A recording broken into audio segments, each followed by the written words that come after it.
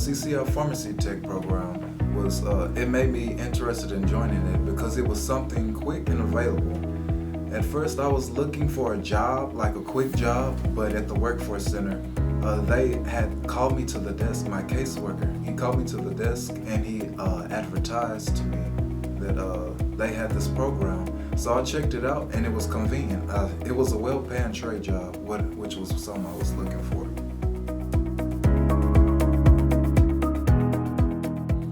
My experience so far, it's been learning medication, different routes of administration, just different things to expect when I go out into the field of pharmacy.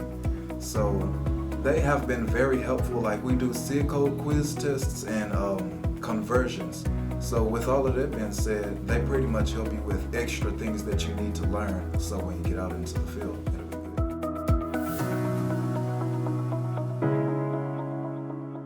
Once I'm finished with the program, my biggest goal is to accumulate money and start my life.